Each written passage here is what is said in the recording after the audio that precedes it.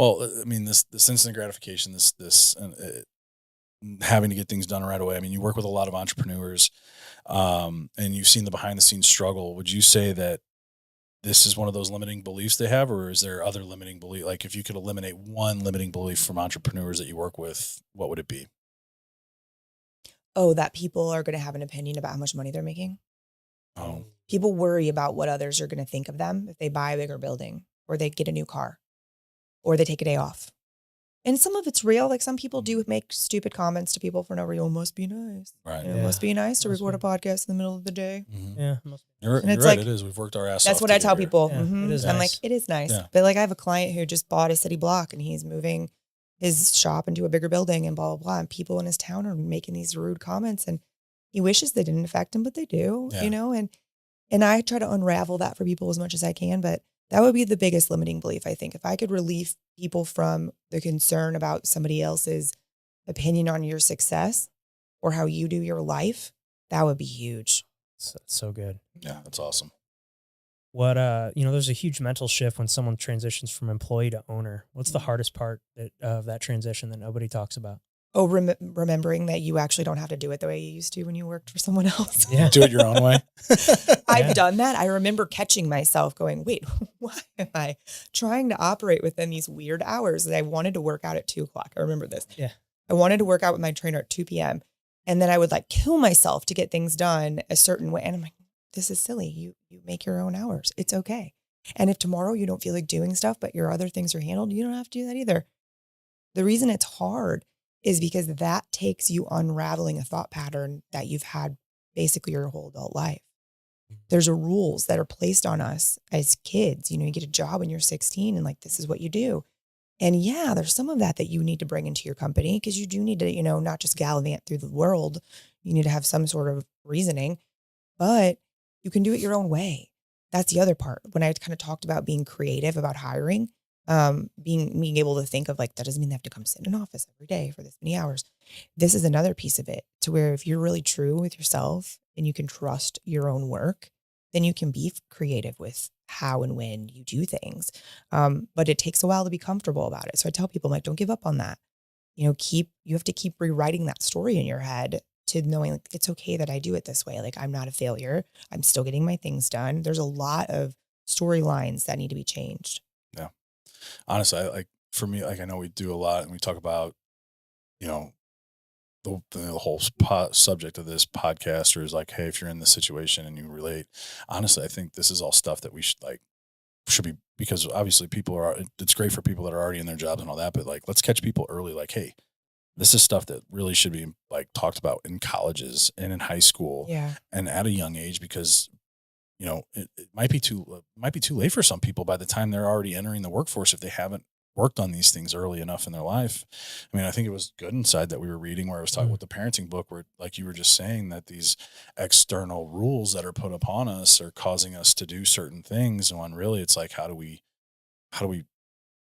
live within the rules of of society, but create our own rules for success and how we live within those guidelines, you know, and, you know, I just think that there's I just think all of these conversations need to start being had at such a young age at you know, in high school, middle school, like obviously brains aren't fully developed at that point, but it's still things that you can start preaching at a young age and getting into younger people. So they're not, I mean, that's our whole generation. We're having to relearn emotions. Yeah. And so, you know, We learned it because that's what our parents Right. do, right? So I know that some of us, like I was a kid who was like, I don't know, this doesn't make sense to me. I don't really like to do it this way. And I would kind of be in trouble a lot because I was doing things my own way. Not everybody does that. Right. I don't know why I didn't care. I just didn't. Like my brother he wanted his life to be drastically different and he didn't do bad. He didn't like get in trouble, but he followed a path and he did. He created this beautiful life for himself that I remember him talking about when we were 15. He was 15, you know? I had no idea what I wanted to do when I was that age, but it would have been great to be able to have conversations with people where I didn't feel like I was crazy or the bad kid for thinking like, Right. well, why do we have to do it that way? Yeah. Right. I had a dad who, always ask why. Why? 100%. That's the best question ever. Very traditional blue collar family, you know, and mom stayed home for most until we were old enough. And then she went to school and dad worked hard all the time, but he always told me you can be anything you want to be. And I never really knew what that meant. I didn't know what this job wasn't something I even was aware of, Yeah. growing up. I would not even until I was like 24 or whatever that I even knew it was a thing. But if we're able to let our kids have those thoughts, it's like that lets them think, oh, I can do something else instead of you have to do it this way and only follow this path. I wish we could get in front of more kids with it for sure. Absolutely. I mean, that's kind of what I think about for this podcast. Like I try to I almost, people ask what is it about all the time. And I always say, manhood, fatherhood, entrepreneurship, because that's kind of what we say in the thing. But I'm like, sometimes I think that I'm doing this for Zach from 10 years ago. Like I want to talk Absolutely. I want to talk to the 22-year-old kid straight out of college that doesn't know what the hell to do with his life. And wants to looking for some guidance. And that's kind of what when I think about this podcast and what we do all the time, kind of what I see for this. Yeah. And, we always talk about it, and people ask, what are we looking for out of this? I mean, it's like a time capsule for us. Like, this is something like if we were to pass away today, our kids are going to see like, or even as they get older, look back like, oh, my dad was, that's where he was doing or what he was thinking at when we're at the same age. So like, obviously we don't have that with our parents, and because they didn't have this sort of technology and things, but ultimately, like, as they get older, I want them to watch this show. I want them to hear all the things that our awesome guests are talking about, and be able to pick up things and learn how, live the life that they want to live and do it the way that they feel is best for them. And obviously there's going to be some guidance and things along the way and trial and error. But I mean, that's the one thing that I'm really excited about with this show and having this podcast. So yeah. It's been quite the journey, hasn't it? That it's been a lot of fun. That's for sure. A lot of, learned a lot. Every guest we've had has had some of their stories may not be interesting to most, but they all have a story to tell, and I always learn something new from every person that we've had on the show. So that's awesome. That's what I like to say too. I get a nugget from any conversation. Oh, for sure. Yeah, Absolutely. amazing. Like if you're always learning, like you're never gonna stop. If you ever stop learning, or you ever think you're the smartest person in the room, you're not. You failed. Right. Yeah, you're in the wrong room. Yeah. You're done growing. You're done growing at that point. So, but so you coach a lot of entrepreneurs, leaders, and things like that. What does great leadership look like to you? I would say it comes from accountability in a big way, but from knowing yourself, from being able to be honest with your people. I've seen people be so honest, like too honest, where they're like every dollar they're spending. I'm like, nobody needs to know that. That's not the point. Mm-hmm. But being able to be honest about the fact of like, hey, that was kind of hard for me too. What do we need to do? Or sorry, I had a really bad day yesterday. I totally forgot to remind you of this thing. So we need to handle it this way. Or just being able to be a person, but also remember your position.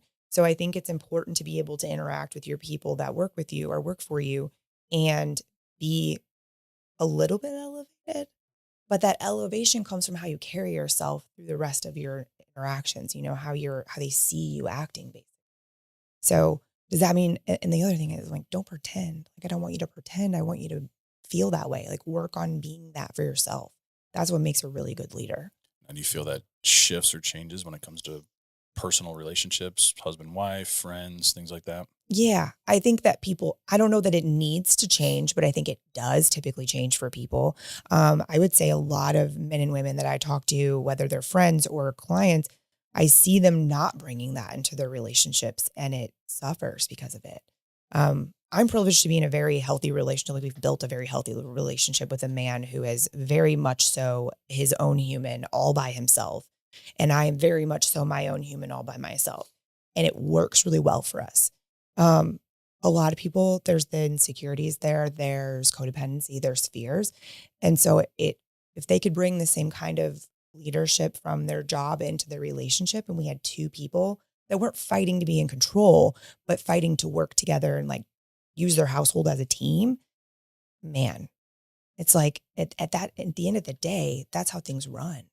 That's how there's less stress. That's how you do feel supported, even when you are about to have a breakdown because you've been touched 2,700 times today. That's usually all the moms, that's their number one. Like, I just can't be touched anymore. And I'm like, then just share that piece of Yeah, just information say with your it. husband. Yeah. Just Say be it. like, I've been touched too much today. This has nothing to do with you. I just need you to Yeah. touch me. Leave me alone. Yeah. And so, but if we would communicate that way, like we would want our boss to communicate with us, Right. then it does change the game. If we look at things like a partnership, and because imagine if you're a leader and you have a co-owner. Geez, I couldn't think of it.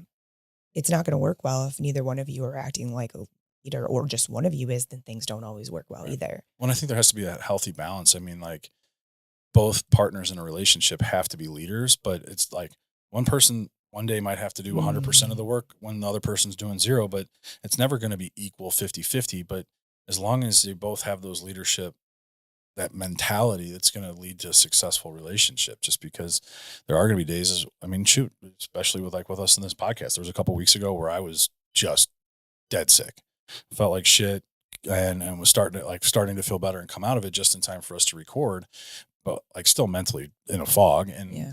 like Zach, I told him when we got here, I'm like, man, I'm going to need you to pick up on that. Like, you're going to need to Carry us. today. Yeah. He's like, And Murph, even on the Yeah. editing, was like, "Hey, dude, Zach, you really kind of dominated that conversation. You barely Well, let yeah. Pat talk." And I was like, Well, "Well, we talked about it before." Sorry, Murph, we forgot to There was a include, reason. we forgot to include you yeah. on that message. Yeah. Like, if you couldn't tell that I was dying on camera, Good. here's good. I'm glad. Thanks for making me look good. Yeah. But this is why Zach dominated the show. He's like, "Oh, you're sick? Couldn't tell." I'm like, Yeah. "Yeah." Like, Couldn't tell I was wearing a profusely sweating white. cat with a towel next to me, just Yeah. dampening my. Oh no. Yeah. You know what the thing But- with who sometimes you're 100%, sometimes you're not. Like the deal is if people would just quit keeping score, Right. Yeah. it would be a better Yeah. lot better Oh, off. for It turns sure. into this like tit for tat thing, and it's just like, dude, so much energy is wasted there. Yeah. Totally agree.